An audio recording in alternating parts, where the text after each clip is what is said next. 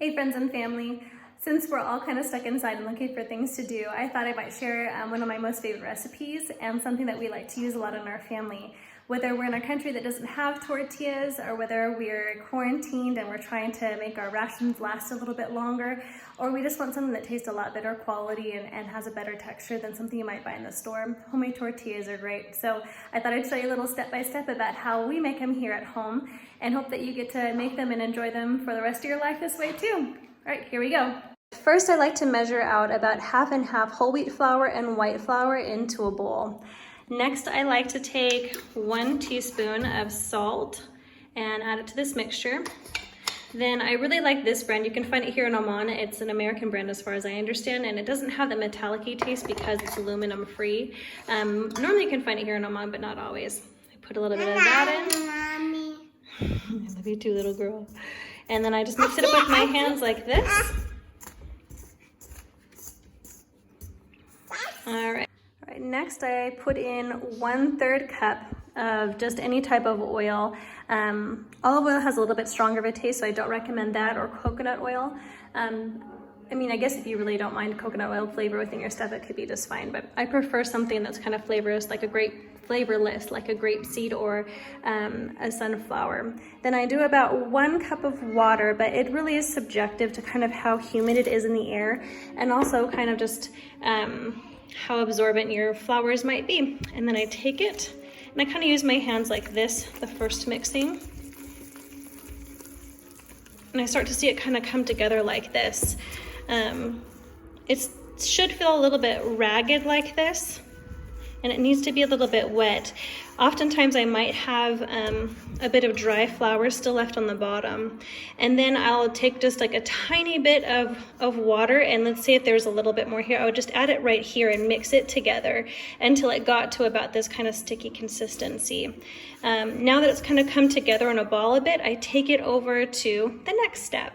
All right, first I always spray down my work area with a water and vinegar mixture just to make sure that any of my little monkey children haven't crawled up on the counter, or any bugs that might have been there previously don't get into my food. So I kind of just dust out a little space right here, and I'll get my massive dough here that I've put together.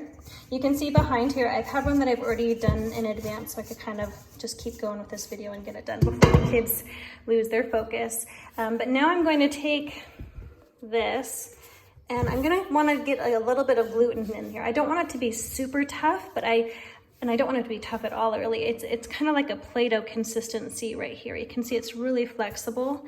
But what I want it to do is to come together and kind of have a little bit of an elastic feel to it.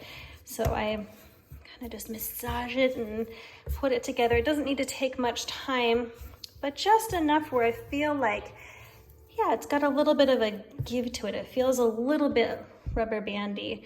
If I feel like it might be a little bit damp still, I add a little bit of flour, and it does need to be damp because we need it to be able to stretch and get really thin like a tortilla does.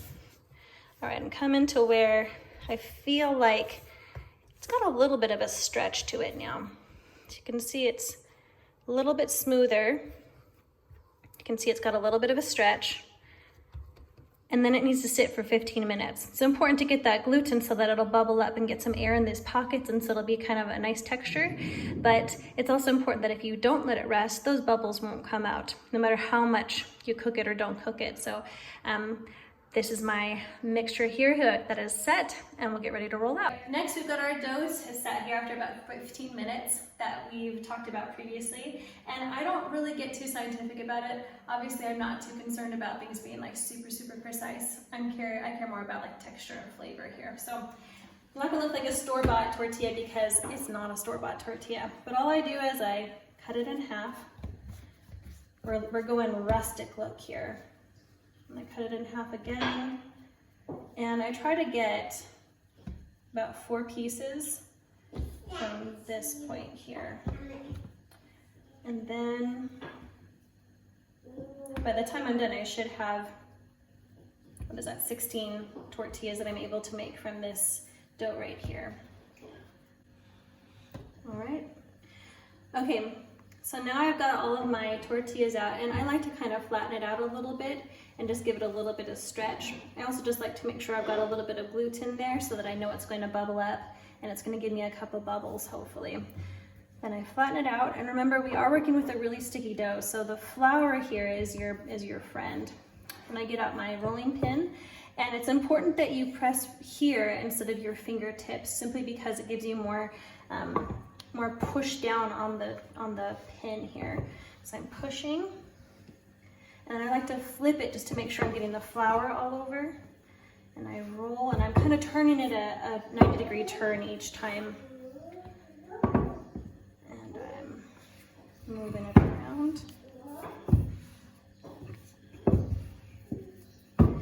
And that way I've kind of got myself a little bit of somewhat of a circle, but it's more about this size. And then I like to do this just to kind of get off the extra flour so it doesn't get all over my pan.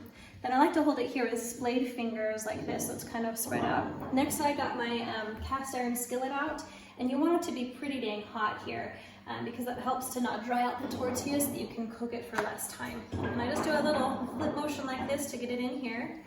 And then it doesn't take very long to cook once it's really properly heated like this. And you begin to see that it starts to get a little bit of a dried out look to it. And what we're looking for is little bubbles about this size as we're going through. And once we get bubbles about that size, then we know it's going to be okay to flip it. And we're getting there pretty quickly already. As you see, our bubbles are kind of about dime size right now. And I'm going to just twist it just to make sure my pan's getting it evenly cooked. And then we'll give it a flip.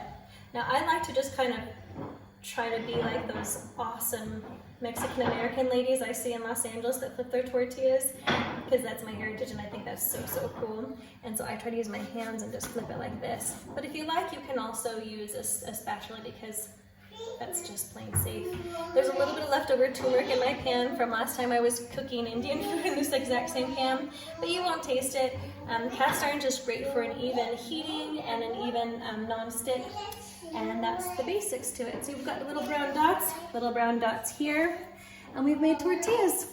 So here's your basic tortillas. I'm going to go about and do the same with all of my tortillas. And my assistant over here is rolling out her own tortillas and teaching me how to do it as well. Except for she eats all of her dough. Huh, Pi? Yeah.